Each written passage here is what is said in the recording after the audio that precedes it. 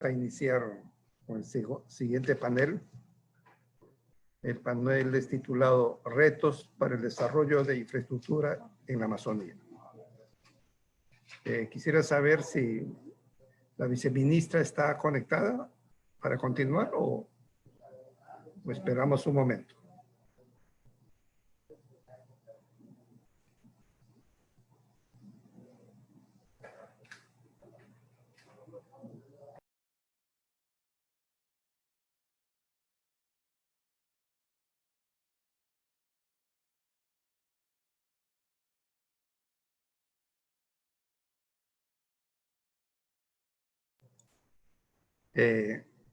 Buenas tardes con todos.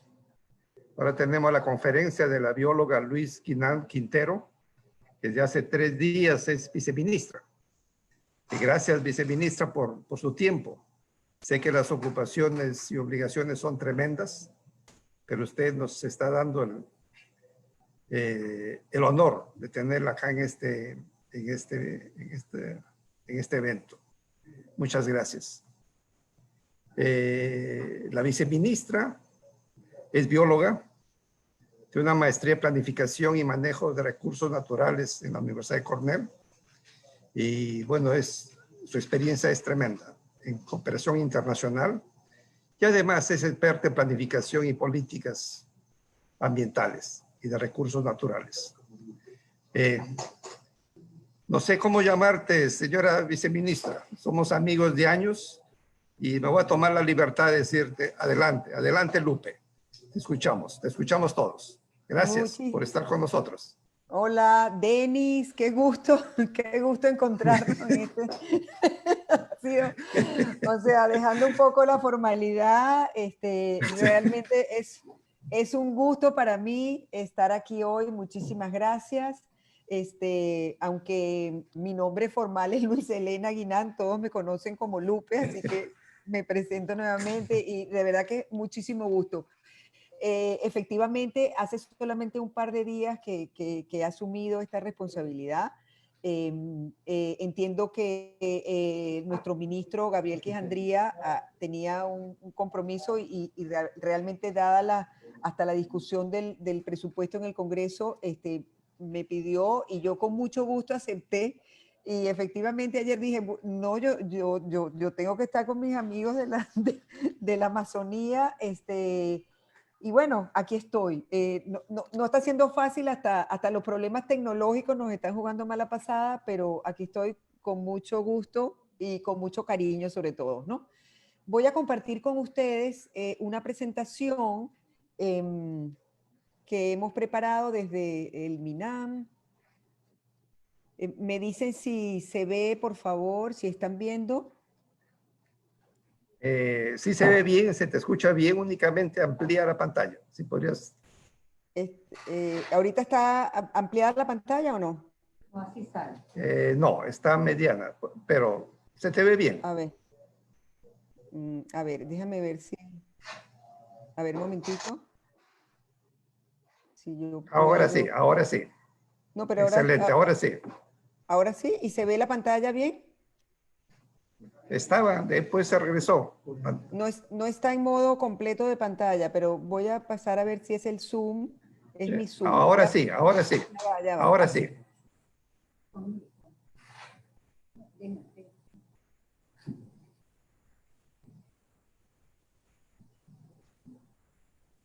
Ok, a ver. ¿Ahora sí? Sí. Ajá. Ok. Perfecto. Bueno, entonces voy a tomarme unos minutos para compartir con ustedes más que conclusiones, más que información. Entiendo que ha sido varios días de intercambio entre personas muy expertas y en realidad lo que me pareció pertinente cuando vi este título fue compartir con ustedes más bien las reflexiones y las preguntas que yo me hice cuando estábamos preparando esta presentación. Entonces, antes que nada, pienso que tenemos que partir de una premisa, que es ¿qué desarrollo queremos para la Amazonía? Y aquí tenemos más preguntas que respuestas, ¿no? Entonces, ¿cuáles son las preguntas que nos tenemos que hacer? Porque mientras no decidamos o mientras no acordemos cómo, de qué manera y de forma conjunta queremos el desarrollo de la Amazonía, vamos a seguir de alguna manera haciendo intentos, ensayo y error, buenas ideas, buenas intenciones con malas ideas, falta de evidencia. Entonces, queremos un desarrollo agropecuario, queremos monocultivos, queremos extraer madera, petróleo, minería, o queremos un modelo autóctono respetando la visión del buen vivir de las comunidades indígenas. En cualquier caso, la pregunta pertinente y relevante es quiénes toman esta decisión y cómo toman esta decisión.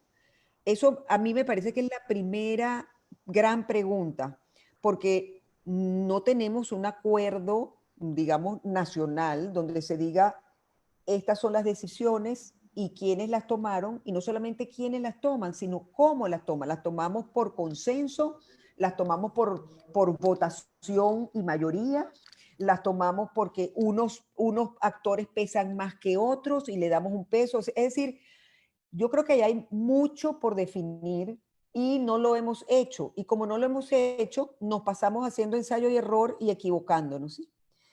Conocer para planificar y gestionar. Antes de tomar estas decisiones sobre infraestructura, siento que es necesario conocer las potencialidades y limitaciones del territorio, lo cual lo hemos venido haciendo a través de la zonificación ecológica económica. También tenemos que conocer cuáles son los derechos adquiridos, especialmente de las comunidades indígenas y ribereñas o de otras, ¿no? de los lotes petroleros, de la actividad minera, cuáles son los derechos que existen ya, las aspiraciones de la gente, no las que nos imaginamos nosotros, sino las aspiraciones del siglo XXI de las poblaciones locales, porque hay aspiraciones que tenemos que estar claros, el Estado está ausente y no se están cumpliendo esas aspiraciones, ya que pasa el tiempo, esas aspiraciones cambian, aumentan, pero tenemos que saber cuáles son. Y lo otro son los diferentes escenarios a futuros, especialmente los derivados del cambio climático. Lo que planificamos, imaginamos hace 10 o 15 años ya no es relevante quizás porque ya sabemos que hay muchos escenarios y cambios que están ya ocurriendo. Por ejemplo, eventos climáticos cada vez más extremos y frecuentes en la Amazonía. Aquí a la derecha tenemos estas curvas de niveles del río que nos dan una idea de esta fluctuación entre sequías e inundaciones, y ya tenemos mapeados los años en que estas sequías e inundaciones están ocurriendo. Y si no realmente le ponemos atención a revisar esa evidencia que nos dan los datos que tomamos, pues cometemos errores. Hay un error histórico muy costoso, que es copiar modelos de desarrollo y por tanto infraestructura del Ande, de la costa y también de otras latitudes, del norte, del hemisferio norte, de zonas templadas.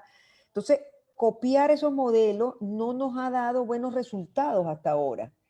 Puede ser a veces con buena intención, pero la intención no basta.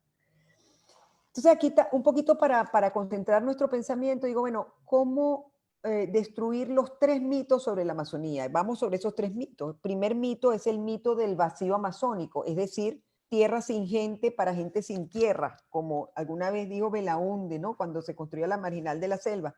Es decir, esta idea que, no sé, viene de los años 50, 60, y es la idea de colonizar o conquistar la Amazonía. Y yo les comparto que esa no es una idea, eso no es un mito solamente del Perú, eso es un mito amazónico, eso es un mito de todos los países de la Amazonía.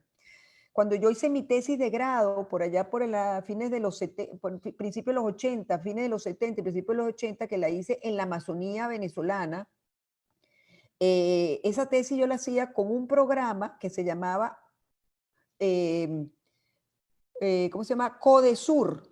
CODESUR significaba la conquista del sur. Así era el título del programa, Conquista del Sur. Y era esta idea de, como dice aquí, colonizar, conquistar, cómo íbamos a abrir esas zonas, ¿no? Entonces, eso veo que ha sido una manera de pensar que se repite en los diferentes países. Y como sabemos, en la Amazonía hay además de la población urbana y rural, por lo menos 5.000 comunidades indígenas y ribereñas. O sea que es un mito el del vacío amazónico. La selva no es un espacio vacío. Aquí a la derecha tenemos un mapeado de las comunidades alrededor del área de Iquitos, y arriba en Ucayali podemos ver que esos puntitos que se ven ahí morados, hay un mapeo enorme de distintas comunidades. Y aún también incluyendo pueblos indígenas en aislamiento voluntario que ni siquiera aparecen en los censos y en los mapas. Eso es un reto grande. Segundo mito, la uniformidad. Toda la selva es igual. Si uno ve esa foto que está ahí, efectivamente, con muy buena intención, vuelas ahí y dice, bueno, esto es toda una selva más o menos homogénea. Este ha sido un mito enorme que se ha ido cayendo de su propia, ¿no? Con la evidencia, pero esa evidencia se ha ido produciendo con los años. O sea, todo ese trabajo que se ha hecho en Perú, recuerdo con los finlandeses y todo, de ver la gran diferencia entre los miles de distintos tipos de ecosistemas dentro de la misma Amazonía, es como increíble, es un patch, es como esos pantalones a cuadros, o sea, lleno, o esas cosas que no me acuerdo cómo se llaman, los patches que vienen sobre los cubrecamas llenos de pequeños y pequeñas diferentes modelos. Entonces, según este mito, los modelos de desarrollo agropecuario son aplicables indistintamente en todas partes. Y hoy sabemos que hay decenas de ecosistemas, más de 100 biotopos o ecosistemas solo en la selva baja, y por tanto, esa es una razón, entre muchas, del fracaso de los grandes proyectos agrícolas. Por otra parte, las áreas más productivas están en los suelos inundables por grandes ríos de agua blanca, las barceas, y donde las carreteras no tienen efectivamente ningún sentido, pero eso quizás es un pensamiento que no viene de muy atrás. Siempre que desde el centro, desde las capitales, se pensaba en el desarrollo de la Amazonía, siempre el pensamiento inicial ha sido carreteras. Y yo les comparto, cuando los años que trabajé en la comunidad andina, en donde empezó también la idea de la integración suramericana, me tocó estar en una reunión en Brasil de los cancilleres suramericanos, junto con la persona que en ese momento estaba en la OTCA.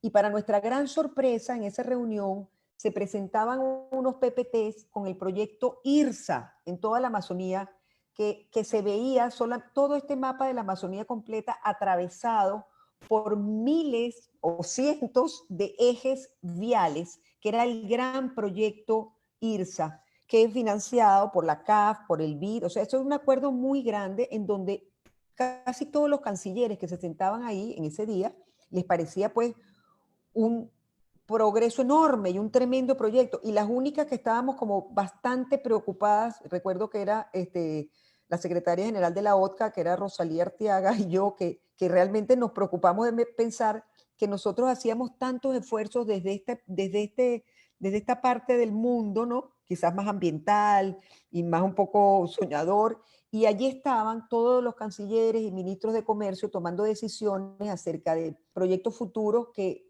no eran más que este pensamiento de que la conectividad solamente se podía dar a través de carretera. El tercer mito de la fertilidad de los suelos. Esto también, la Amazonía es vista como el granero del Perú. No solamente del Perú, sino de todos los países amazónicos en general, por esta idea de que como es tan verde y tan frondoso, estos suelos tienen que ser totalmente fértiles. Y esa es la gran mentira o la gran evidencia que se ha ido produciendo en los últimos 30 años, diría yo, más o menos, es que eso es un mito, porque la mayor parte de los suelos no inundables son pobres, 95% de los nutrientes están en el bosque y en la biomasa vegetal. Y eso es sabido hoy en día, pero todavía es difícil que las decisiones de política se tomen considerando esa evidencia. Por ejemplo, en la carretera Iquitos-Nauta, en Loreto, solo 2.6% de los suelos tienen aptitud para cultivos en limpio. Entonces, ese es el tercer mito. Por otro lado, ¿cuáles son los tres condicionantes del desarrollo amazónico agropecuario? O sea, aparte de esto, tenemos condicionantes de este modelo impulsado tradicionalmente, porque hay limitaciones hoy en día. Uno, por compromisos que ya el país y muchos países han asumido ante, por ejemplo, la Convención Marco de Naciones Unidas del Cambio Climático, la OCDE. Es decir, estos son unos compromisos de disminuir o acabar con la deforestación. Entonces, eso ya empieza a haber esta tensión entre promocionar un modelo que implica deforestar y comprometerte también a no deforestar. Entonces, ahí tenemos dos intereses contrapuestos que vienen de quizás no tener una decisión consensuada o por lo menos decidida, digamos, a nivel de un acuerdo social nacional. Hay limitaciones climáticas, como hemos visto antes, y limitaciones por los suelos y la pobreza de los suelos. Y la limitación más importante, diría yo, que es cultural, es idiosincrasia, es cosmovisión. Hay grandes diferencias entre las comunidades amazónicas, las comunidades andinas, ¿sí? Todo la manera de vivir y de relacionarse con la naturaleza es muy diferente, y si tratamos de aplicar unos modelos en otro ecosistema nos equivocamos. Entonces, yo haría mucho hincapié en que este tema de la cultura, la idiosincrasia y la cosmovisión, que se hace evidente a través de estos mitos. Es como yo decir, si tuviésemos un modelo donde hay un observador que produce acciones para tener resultados, es como si nosotros los resultados no nos gustan y volvemos a hacer diferentes acciones, pero le damos vuelta a acción, resultado. Resultado no me gusta, cambio mi acción. Vuelvo otra vez, no me gusta el resultado, cambio mi acción. Y de repente un día nos estamos dando cuenta que el problema no es la acción que hacemos, sino es desde dónde mira el mundo el que decide la acción. Y el que decide la acción está pensando quizás en uno de estos mitos que estamos viendo. Con la mejor intención va a seguir cometiendo, este que toma la decisión va a seguir cometiendo el mismo error, porque ese chip está en la manera que mira el mundo, en este momento, la manera que mira la Amazonía.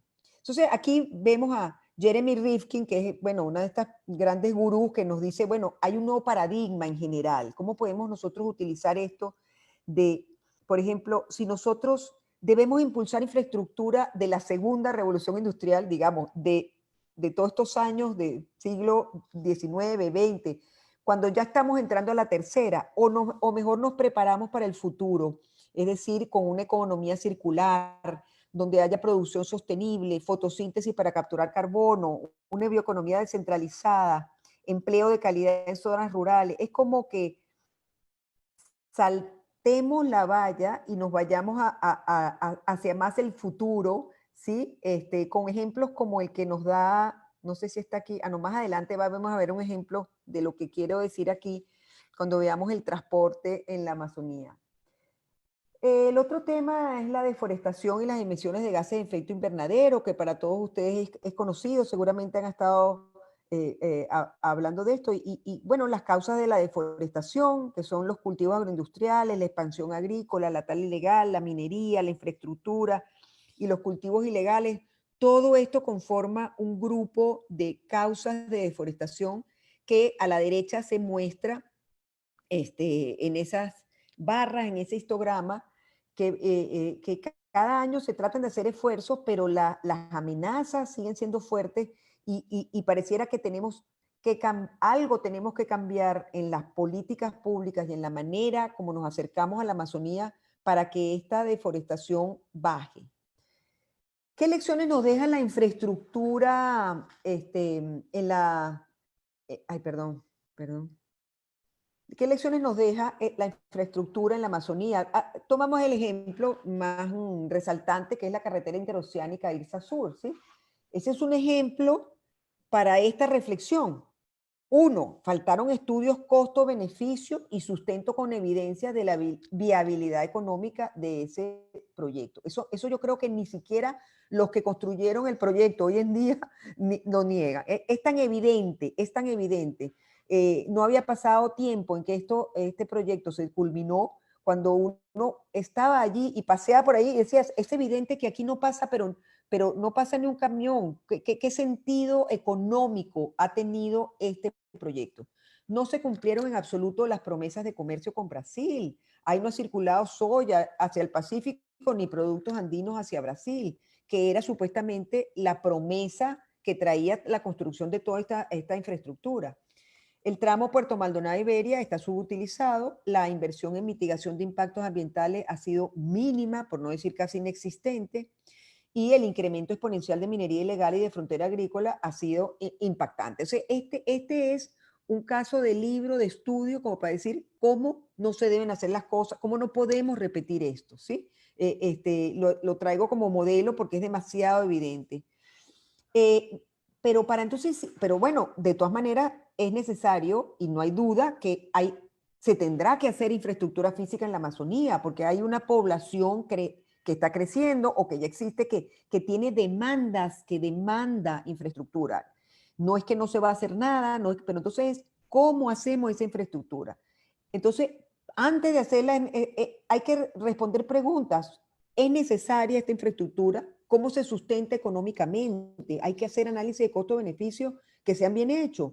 Si es de transporte, ¿qué es lo que se va a transportar? ¿Se ha consultado a las comunidades indígenas potencialmente afectadas? ¿Responden a una visión de desarrollo sustentada en evidencia, consultada, consensuada? ¿Hay alternativas más eficientes? ¿Cómo son los mecanismos de transparencia para estar informados sobre cómo se está haciendo esta obra y cómo será el monitoreo en el futuro? O sea, estas son las preguntas que tenemos que hacernos y tenemos que repetirlas en algunos espacios que aparentemente uno dice, no sé, pues será en el acuerdo nacional que también podemos discutir esto, no sé, pero tiene que ser unos espacios que tengan acuerdo, que provean una posibilidad de acuerdo político de alto nivel, porque no es poca cosa definir lo que hacemos con la Amazonía. Luisa, te quedan 5 minutos, por favor. Perfecto. Se necesita invertir en infraestructura natural. Sí, me falta una, así que está perfecto. Vital para garantizar los bienes y servicios para la población, resiliencia frente a desastres y conservar la infraestructura natural para garantía de un desarrollo sostenible, inclusivo, competitivo y resiliente. Y para terminar, concluimos diciendo, el desarrollo sostenible amazónico debe estar basado en evidencias y no en mitos. No son suficientes las buenas intenciones para realizar proyectos con enfoque sostenible en la Amazonía. Es preciso considerar factores que impactarán en el diseño e implementación de las políticas de inversión pública, por ejemplo, en infraestructura física y natural. Por ejemplo, degradación ambiental generada por proyectos de conectividad y operatividad. Es importante relevar en todos los proyectos los intereses y demandas de los pueblos indígenas y otros actores, y como vemos, los desafíos son enormes. Por eso es necesario concretar un acuerdo o pacto social para el desarrollo de la Amazonía con soluciones basadas en la naturaleza.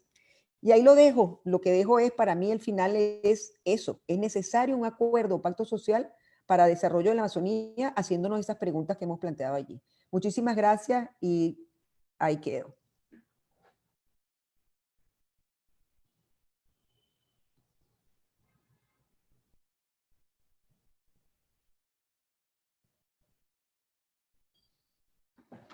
Gracias.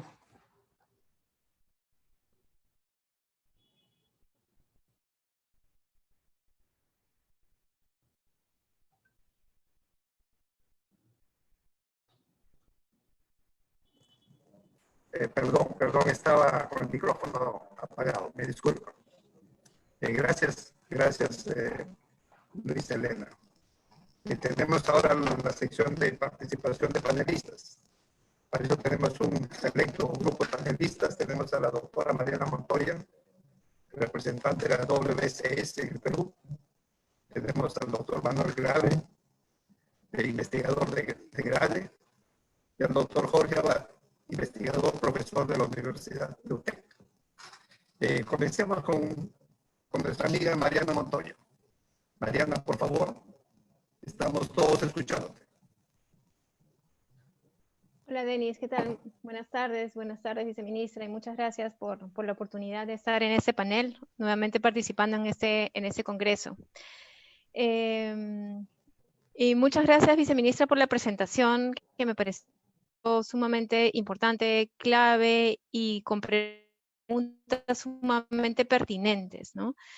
De hecho, yo había también preparado algunos puntos que recogen mucho de lo que se ha mencionado en esta presentación. Y para mí uno de los temas, son como dos grandes temas los que yo quería reforzar, que están alineados en esta presentación y que tiene que ver con el tema de la planificación, ¿no?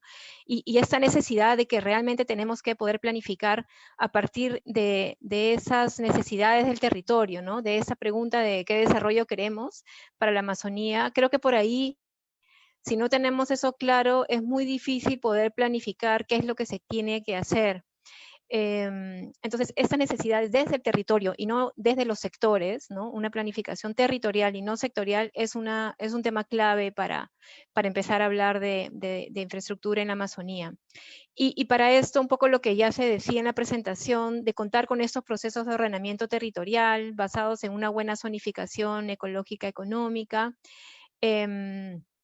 ¿no? Es clave para poder tomar en cuenta toda la información que se requiere para conocer el territorio, entender las prioridades locales, además, y escuchando el panel anterior también, tomando en cuenta todas esas prioridades locales con una visión intercultural, ¿no? Y a partir de lo que la gente local, las comunidades indígenas, ¿no?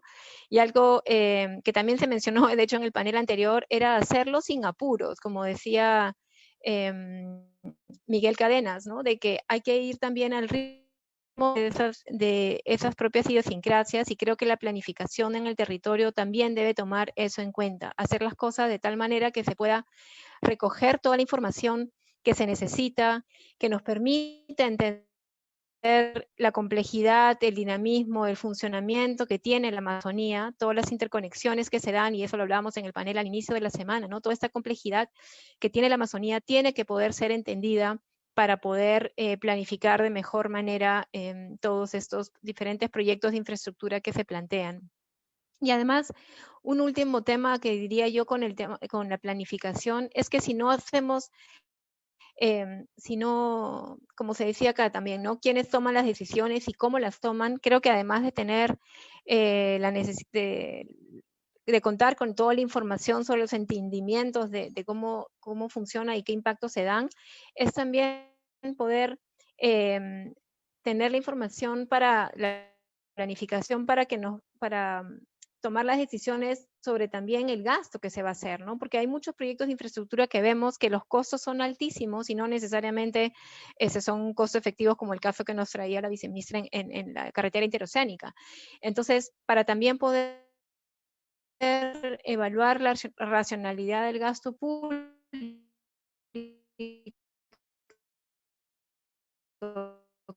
que va a ser invertido en esos diferentes proyectos. Y este lo quería mencionar, que también se ha mencionado en la presentación, tiene que ver con las capacidades, ¿no? Y con contar con, por ejemplo, buenos términos de referencia para los estudios, que no nos lleven a estudios limitados, sí, o sin estudios con costo-beneficio como la carretera interoceánica, sino estudios que realmente sean claros, sumamente específicos y que nos puedan de verdad llevar a contar con proyectos de mucha mejor calidad de lo que tenemos ahora, ¿no? Y todos estos procesos de selección a partir de malos términos de referencia nos llevan también a terminar contratando como país a empresas tal vez o a consultores que no son, digamos, los de primer nivel, ¿no? Y por lo tanto no traen tampoco sus propios estándares ambientales, sociales, económicos para este tipo de inversiones. Creo que con el nuevo sistema que tenemos ahora de InvierteP también hay un limitado financiamiento y el proceso en sí no nos permite contar con buenos estudios de preinversión. Y esto hace que no tampoco se puedan tomar buenas decisiones. Y finalmente, algo que también creo que es importante que se mencionó en la presentación es el tema de alternativas, ¿no? Los estudios que tenemos, los proyectos que tenemos, en muchos casos, por ejemplo, la hidrovía amazónica no cuenta con alternativas buenas, ni siquiera se exploran, ¿no? Entonces se plantean los proyectos tal cual, sin tomar en cuenta las necesidades locales, sin una buena planificación, sin buenos estudios y sin plantear alternativas en donde uno pueda evaluar en todo caso diferentes escenarios y tomar las mejores decisiones. Entonces creo que lo dejaría ahí, Denis, para no pasarme los 4 minutos, pero con gusto seguimos conversando. Muchas gracias. Gracias Mariana, gracias. Y ahora tenemos la participación de Manuel Grave. Manuel, por favor, estamos contigo. Muchas gracias, Denis. Buenas tardes con todas y con todos los participantes. Un gusto compartir este panel con Lupe, con Mariana, con Jorge. Y antes que nada, felicitar al YAP y a todos los organizadores. Muy interesante la semana. Realmente ha estado llena de paneles. Es imposible estar en todos, pero he podido estar en algunos y tengo colegas que han estado en otros, así que realmente felicitaciones por la organización de este primer CONIAP. Bueno, el tema que nos convoca en este panel es súper ambicioso y complejo. Hay muchas preguntas, inquietudes que se pueden formular ante la presentación que ha hecho la viceministra. Como hay poco tiempo, quiero resaltar 2 o 3 puntos, ¿no? Es indudable que una primera tarea que enfrentamos es llegar a un acuerdo sobre cuáles serían las condiciones mínimas para poder calificar a un proyecto de inversión de infraestructura como que califica o calza con el marco de sostenibilidad. El sistema de gestión pública peruana ha dado pasos adelante, ha mejorado en los últimos 10 años o 15 desde que se creó el sistema de inversión pública. Sin embargo, todavía adolece de un sistema de información que permita realmente clasificar a un proyecto en función de su contribución a la sostenibilidad de los territorios y de los ecosistemas. Típicamente, los proyectos de inversión se califican y se evalúan ex ante a la luz de la sostenibilidad del proyecto e inclusive de una lógica más de lo que sería un proyecto, desde una lógica de gestión administrativa, ¿no? Es decir, si cuenta con los recursos suficientes, si tiene los estudios técnicos, y no se integra el proyecto en una visión territorial. Pero esta es una tarea que seguramente desde el Ministerio del Ambiente, con el Ministerio de Economía, tendremos pues que ir construyendo esta plataforma de información con indicadores clave que permita realmente articular los proyectos de inversión de infraestructura con una visión ecosistémica y con una visión de desarrollo territorial. Lo segundo que quería yo resaltar es que como bien recordó Lupe, ¿no? Me acuerdo muy bien, Lupe, el documento del año 92, en el contexto de Río 92 de Amazonía sin mitos. Tú nos has recordado los 3 mitos de este documento, creo que fue publicado por el BIT, ¿no? Marc Duroyani estaba involucrado en ese momento ahí.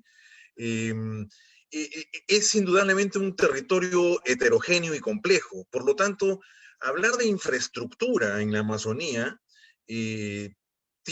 corremos el riesgo de generalizar y quedarnos solamente en la dimensión de lo que es, por ejemplo, la cartera de proyectos de infraestructura que tiene el Plan Nacional de Infraestructura para la Competitividad.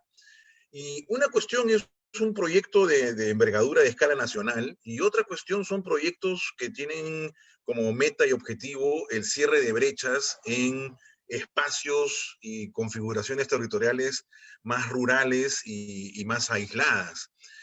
Por lo tanto, es importantísimo que el sistema de información que nos permita clasificar y categorizar los proyectos en función de su contribución a la sostenibilidad territorial sea un sistema de información que sea lo suficientemente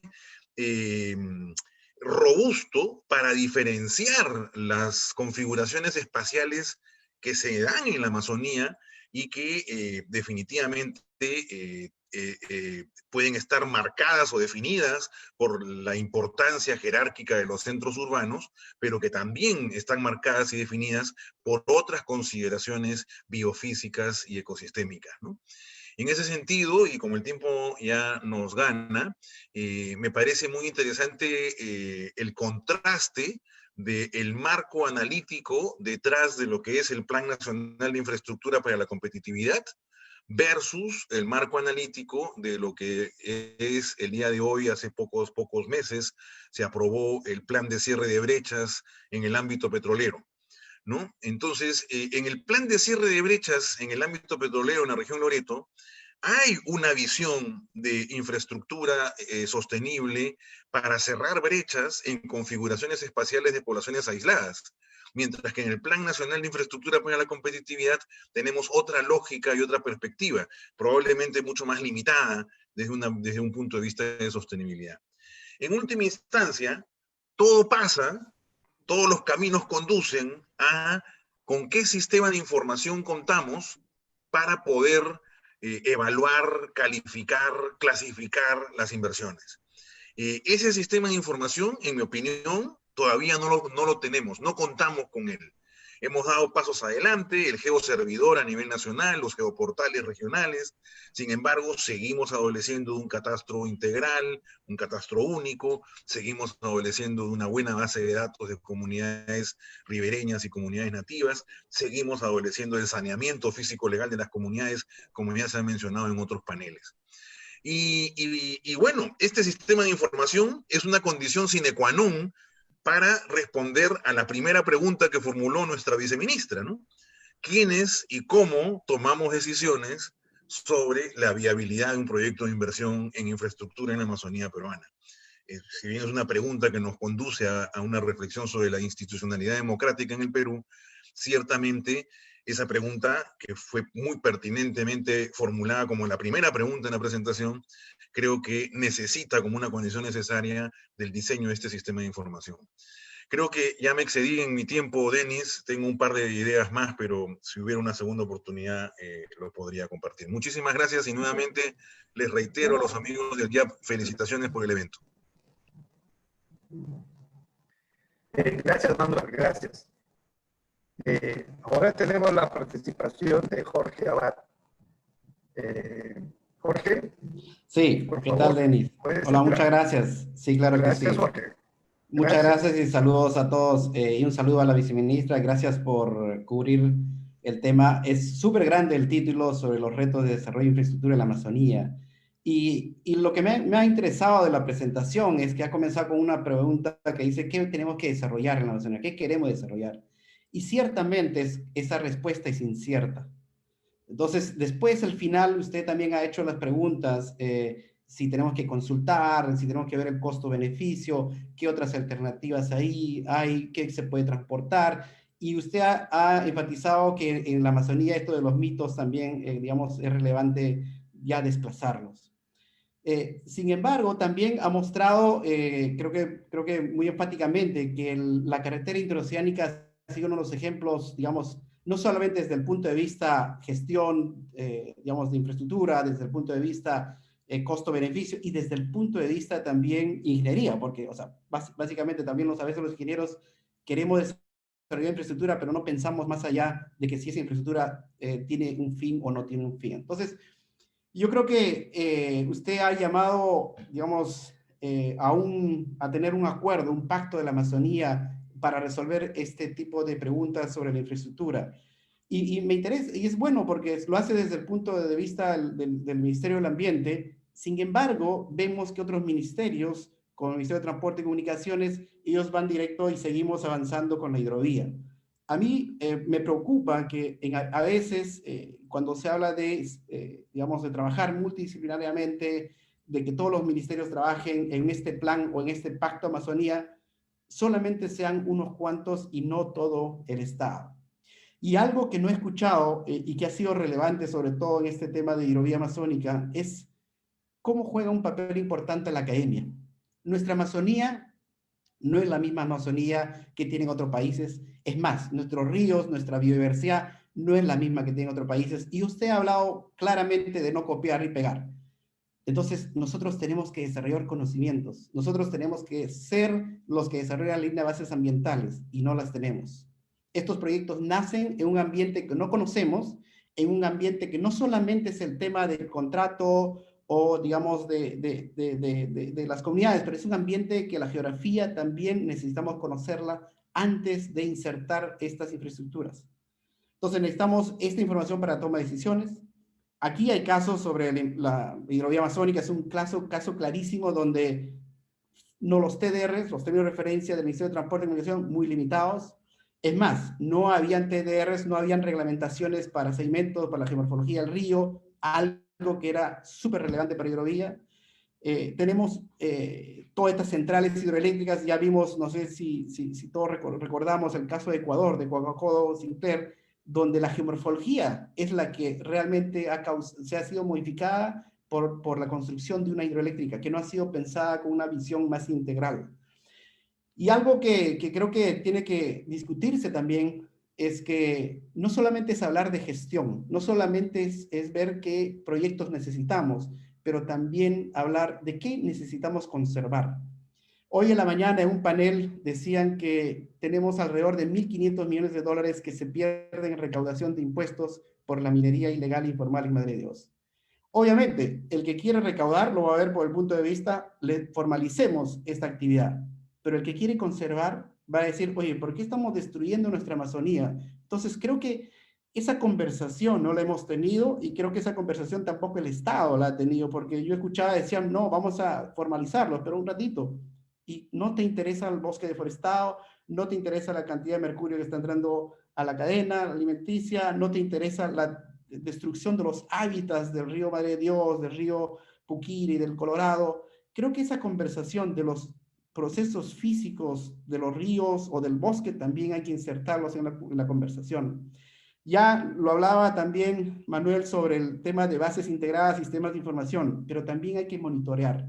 Nosotros tenemos esfuerzos de la Marina, CENAMI, IGP, muchas instituciones, pero no hay una central o una data centralizada y como un dashboard que los tomadores de decisiones puedan decir, oye, ¿cómo va yendo la hidrología, la geología, la biología y todo cruzado? Creo que nos falta mucho para un planeamiento, una gestión de la información, gestión de la data.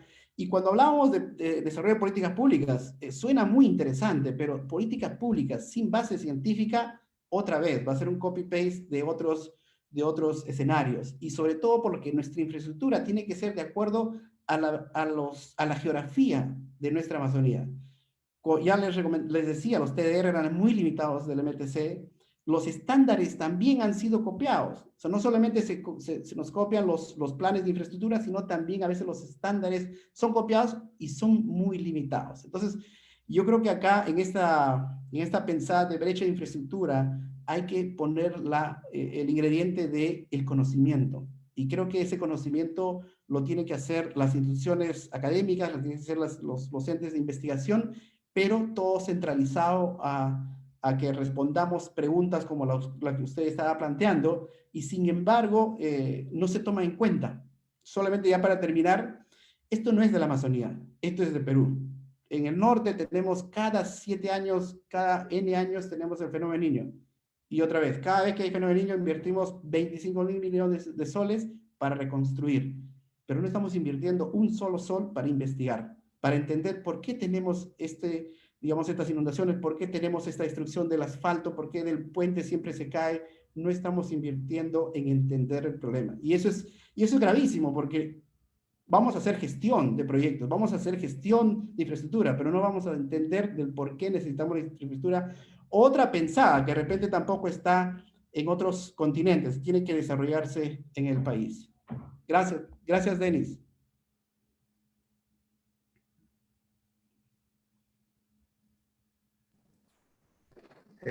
Gracias, Jorge.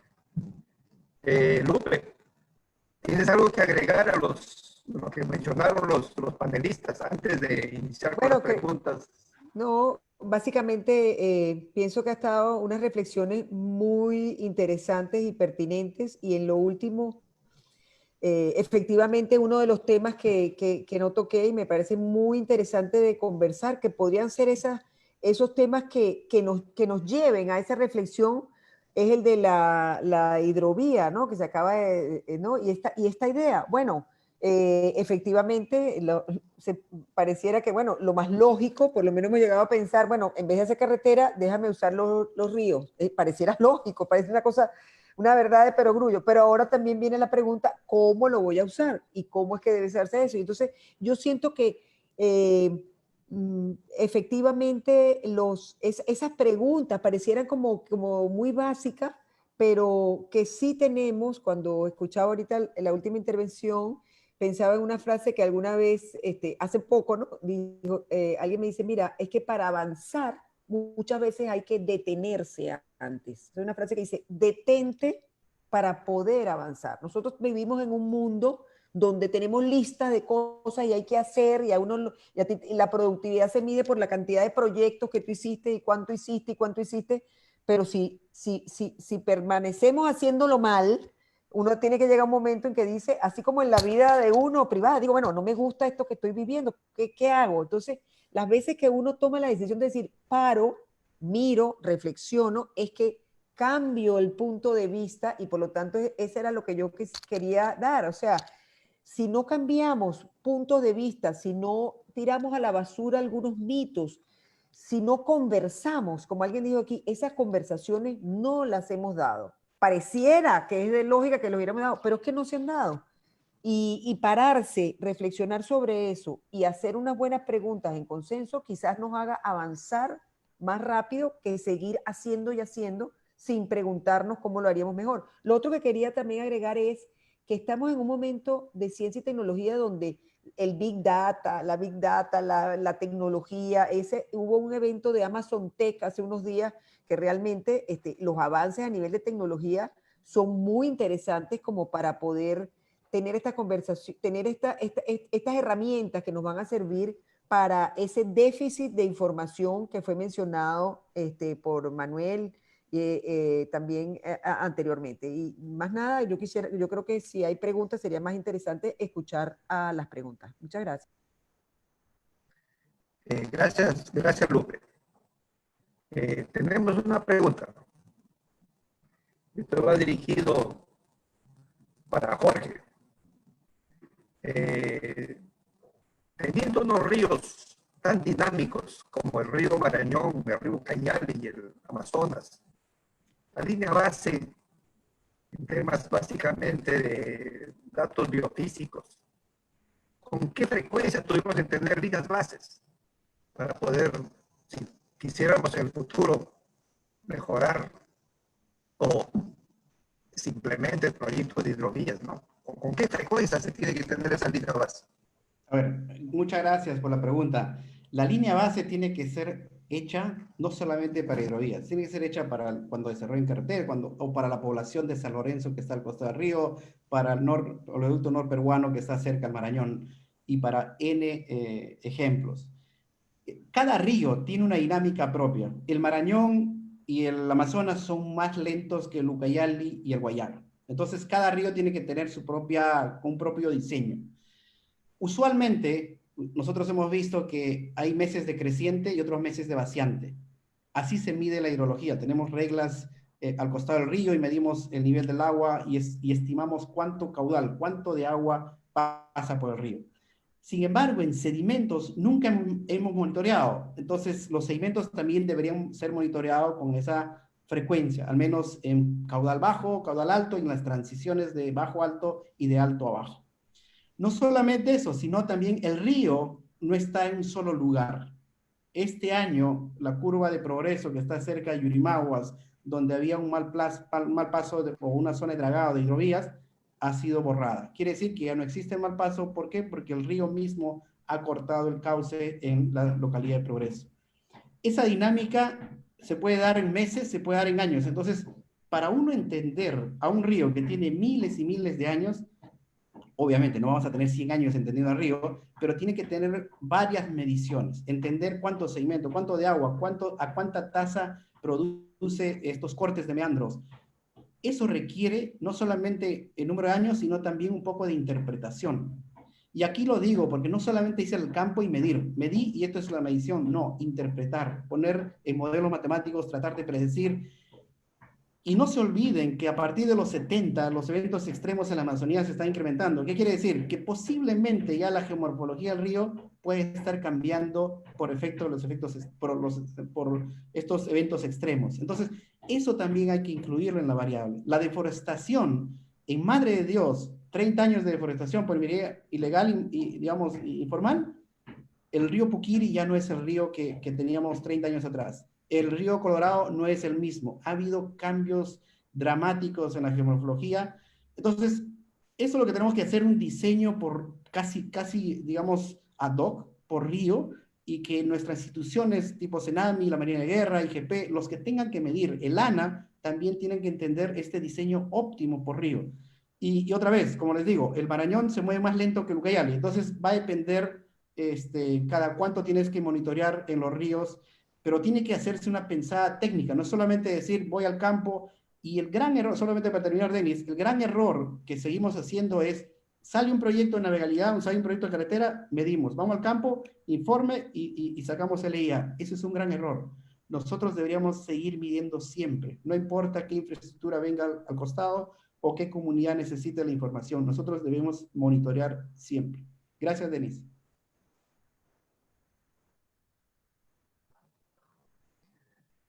Gracias, Jorge. Tengo una pregunta para la viceministra y también para ti, Jorge. ¿Cómo podemos fortalecer capacidades de jóvenes científicos para esta nueva ciencia, llamémoslos así, de monitoreo o conocimiento de la línea base del río, de los ríos más importantes del mundo, como es el Amazonas y sus afluentes, Ucayali, Marañón, Guayaga y otros ríos?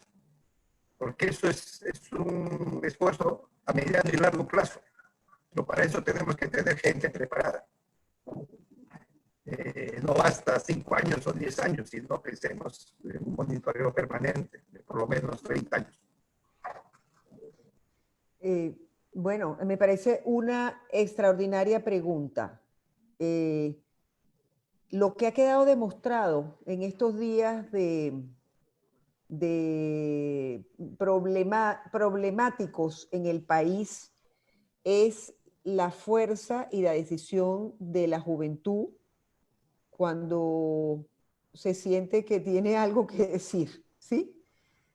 Ha quedado demostrado. O sea que en el Perú los jóvenes se han organizado de cierta manera para hacer sentir su voz. Entonces aquí es una fuerza que hay que canalizar. Entonces, ¿qué es lo que yo creo? Y la verdad que nuestra generación ya estamos de pasada, así que es necesario, con toda la tecnología moderna de enseñanza, hoy en día, yo siento que hay que hacer así como otro cambio de chip para la educación. O sea, el cambio de chip es que ahora la educación, los cursos, la formación está a disposición a través de la tecnología como nunca antes, como nunca antes.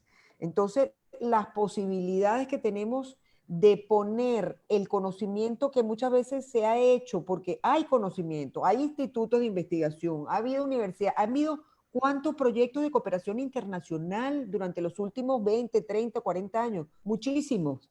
Pero ese conocimiento no se ha hecho la inversión para que ese conocimiento esté puesto de manera, digamos, disponible y que hoy en día se podría poner a disposición. O sea, yo, por ejemplo, diría que habría que hacer un gran proyecto en el cual sistematizáramos gran cantidad de información producida.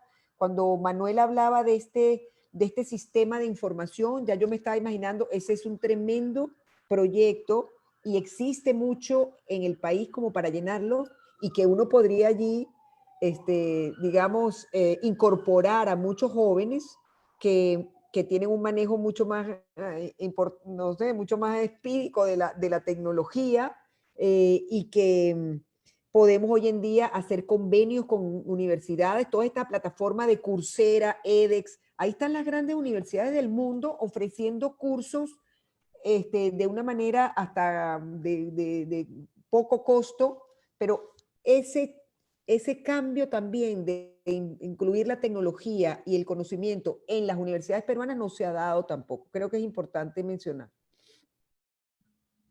Sí, Denis, es una buena pregunta, sobre todo del lado académico voy a tratar de responderla y durante los años anteriores lo que veníamos haciendo en la Amazonía. Antes de COVID, pre-COVID, ya la infraestructura física y también de profesores y la calidad de la enseñanza, digamos, en todos los niveles de educación, en el sector público eran limitados. Y eso creo que todos lo sabemos. Y sobre todo las universidades también alejadas. Durante el COVID, la brecha se ha extendido porque mucho en Iquitos, por ejemplo, entiendo que la UNAP también ha tenido que retrasar las clases, la internet no es tan buena. Entonces, nos ha mostrado que peor, nos está incrementando esta brecha de tecnología, esta brecha de infraestructura digital, conectividad. Y yo creo que esos son problemas que se pueden resolver con buena inversión, pero los problemas que tenemos que resolver, que creo que va más la pregunta por el lado de conocimiento, tenemos que fortalecer las universidades. No es posible que el Perú, teniendo esta geografía, no solamente la Amazonía, tenemos glaciares, tenemos un fenómeno del Niño, tenemos un mar precioso, no es posible que nosotros no seamos los líderes en el mundo de esta geografía. Y bienvenida, o sea, yo he vivido 16, 17 años fuera, digamos, del país, pero bienvenida a toda la colaboración internacional. Pero nosotros tenemos que ser los líderes de la investigación. Nadie nos puede enseñar más que nosotros en el río Amazonas, en el río Ucayali, Pacaya Samiria, Manu. Y yo creo que el fin de las universidades, tenemos dos objetivos: conocimientos, o sea, investigación, y fortalecer capacidades, educar. Y creo que nosotros estamos bastante limitados en el aspecto educativo público en esos dos aspectos. Habrá fondos de inversión, habrá que buscar fondos de inversión. Concitec hace digamos, lo que está, digamos, incrementando las investigaciones, pero necesitamos más mirada del sector industrial. No es posible que también la industria o el sector, digamos, de gobierno también tienen que utilizar a las universidades. En otros países la universidad es la que te da la respuesta. Aquí no, aquí es el consultor internacional, aquí esto es un proyecto más aplicado, la universidad hace mucha investigación y eso demora. Ese es el error. Yo le agregaría al slide de la viceministra, ese es el cuarto mito. ¿Por qué? Porque el mito de que la investigación no colabora con la aplicación, con estos proyectos de infraestructura es erróneo. Entonces yo creo que es importante fortalecer las universidades. Digamos, ustedes tienen el laboratorio al costado. La UNAP, las universidades que están en Iquitos tienen el laboratorio al costado. Nosotros tenemos que viajar todavía por allá para investigarlos. Yo creo que nos toca una tarea inmensa y aquí tiene que jugar importante papel CENAMI, la Marina de Guerra, todas ellas tienen que colaborar en esta enseñanza. Yo, gracias a la Marina, hemos desarrollado por 5 años consecutivos un curso que se llamaba Crear Amazonía, en el cual insertamos chicos de la región y también del Perú que iban becados y los llevábamos en el buque Stiglitz por toda la Amazonía, hacíamos mediciones con ellos, pero es algo que tiene que continuar y creo que tiene que también, digamos, CENAMI nos ayudaba, ya también me acuerdo que ustedes también nos ayudaban, pero eso es algo que tiene que ser mucho más cultural, mucho más general. Gracias, Denise. Gracias, gracias, Jorge. Una última pregunta. Esto va dirigido para Mariana. El desarrollo que se piensa para la Amazonía, ¿no crees que debería focalizarse más en el desarrollo de cuencas? O una cuenca, en caso de la Amazonía, una macro cuenca, que es muy diferente a otras cuencas peruanas, ¿no? ¿Cómo lo ves el desarrollo a nivel de cuencas? O sea, yo estoy convencida, como creo que también se ha mencionado y Manuel también ha insistido mucho, en el desarrollo desde una perspectiva del territorio, ¿no? Mirando desde el territorio, donde están las necesidades de la gente, etcétera, lo que hemos hablado. Pero creo que la cuenca sí nos puede ayudar mucho, es un buen marco, es un buen enfoque para entender procesos, para poder hacer una buena planificación. No es lo mismo una cuenca en la Amazonía de Loreto que una cuenca en la Amazonía de Puno, de Madre de Dios, o una cuenca hacia el Pacífico, digamos, ¿no? Pero creo que una cuenca como unidad territorial de planificación es sumamente útil, nos da un buen marco, pero también sin perder de vista que las decisiones no necesariamente se van a tomar dentro de esa cuenca, porque puede ser que las jurisdicciones, digamos, los distritos o provincias no coinciden exactamente con la cuenca, ¿no? Entonces, como hablábamos, creo que el martes en el panel que tuvimos, esta necesidad de ver a la Amazonía como una gran cuenca con múltiples subcuencas, digamos, dentro de ella y las diferentes escalas que se dan, para mí es una buena herramienta, un buen enfoque para planificar, pero principalmente porque estamos hablando de una unidad territorial. Entonces creo que esa es una de las cosas que no deberíamos de perder de vista. Sobre todo en áreas como Loreto, donde casi todo se habla de cuencas, ¿no? Hay muchas provincias y distritos incluso que coinciden con las cuencas, pero también la conexión con los Andes está todavía muy lejana. El pensar en la cuenca nos debe de ayudar a pensar en esa conexión que hay en ese gran polígono, digamos, entre el río y el bosque, ¿no? Y no solamente pensar en que vienen las cosas desde la parte más alta de la cuenca hasta la parte baja y esa conexión a lo largo del río, que tal vez lo vemos más fácil en una cuenca costera o en cuencas más en selva sur, donde los Andes están mucho más cerca.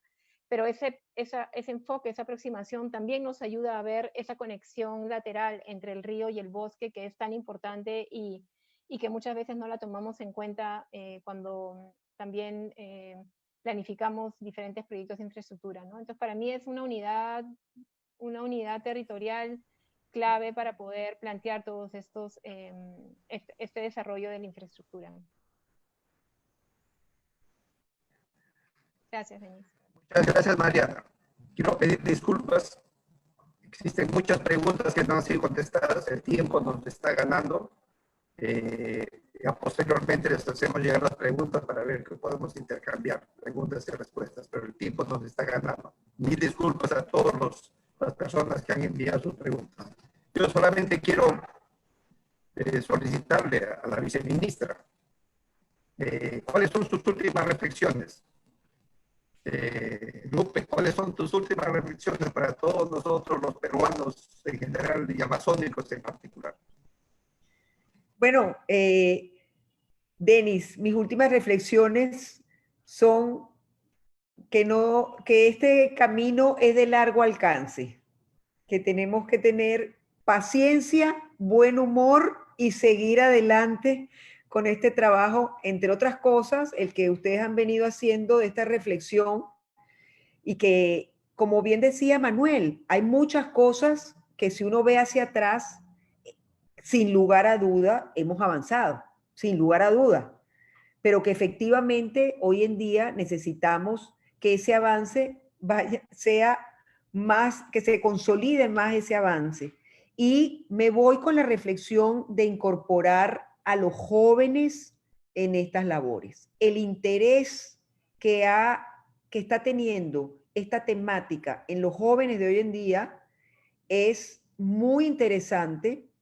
Es multiplicador de los esfuerzos que se han venido haciendo y tenemos no solamente la posibilidad, sino yo diría la obligación de enfocarnos en el fortalecimiento de capacidades. Yo me llevo de aquí, aparte de todo lo que hemos conversado, la obligación de trabajar en el fortalecimiento de capacidades de los jóvenes peruanos que ya de por sí tienen interés en estos temas, quieren colaborar y que hay que abrir los caminos, tanto educativos como laborales, ¿no? Para que esto se pueda. Y otro, esta oportunidad que tenemos hoy en día, donde la persona que está en la presidencia de la República es una persona que viene trabajando en temas de ciencia, tecnología, investigación, eso es inédito. O sea, tenemos un momento en esta circunstancia política donde al más alto nivel hay una persona que ha venido dando por muchos años las batallas de ciencia, tecnología e investigación y por lo tanto esos esfuerzos coordinados podrían tener un empuje en estos momentos. Así que estas serían mis reflexiones finales y agradecer muchísimo estos espacios y agradecerle a todos ustedes por esta invitación y que he disfrutado mucho compartir estas reflexiones con ustedes. Muchas gracias.